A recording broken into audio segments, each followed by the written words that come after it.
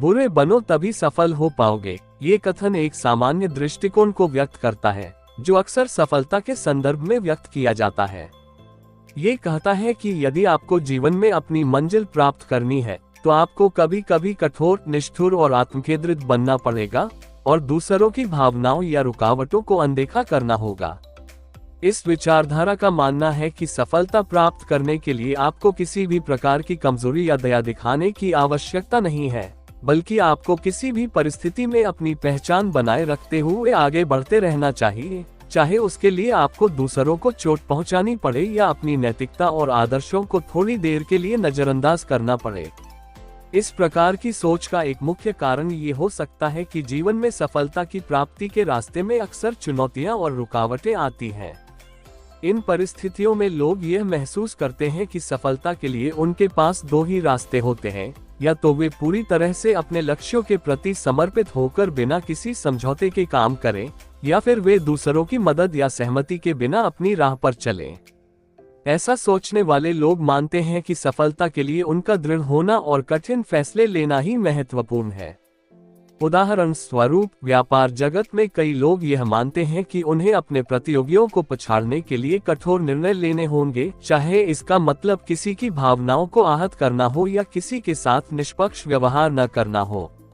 लेकिन इस दृष्टिकोण को एक स्थिर और दूरगामी सफलता के रूप में देखना सही नहीं है, क्योंकि जब आप केवल कठोरता और बुराई के सिद्धांत पर चलते हैं तो आप न केवल दूसरों के साथ गलत व्यवहार कर रहे होते हैं, बल्कि आप अपने अंदर भी खालीपन महसूस करने लगते हैं। इस सोच के तहत सफलता केवल बाहरी उपलब्धियों तक सीमित होती है, लेकिन मानसिक शांति, संतुष्टि और व्यक्तिगत विकास को नजरअंदाज कर दिया जाता है। अंततः ऐसे व्यक्तित्व को अंदर से एक तन्हाई और असंतोष का सामना करना पड़ता है, जो जीवन को पूरी तरह से सुखद और संतुलित नहीं बना पाता। वास्तव में सफलता का अर्थ केवल बाहरी पहचान और धन दौलत से नहीं होता। सच्ची सफलता तब मिलती है जब आप अपने उद्देश्य को पूरा करते हुए अपने आंतरिक मूल्यों और आदर्शों के प्रति सच्चे रहते हैं। जीवन में ऐसे बहुत से उदाहरण हैं जहां लोग अपनी ईमानदारी, कड़ी मेहनत और दूसरों के प्रति दया दिखाते हुए सफलता प्राप्त करते हैं।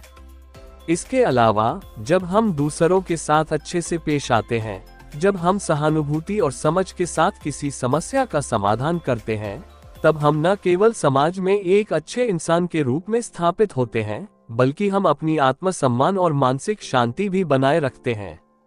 ये सही है कि कभी कभी हमें मुश्किल समय में कड़ा रुख अपनाना पड़ता है, लेकिन इसका मतलब यह नहीं कि हम अपने नैतिक सिद्धांतों से समझौता करें।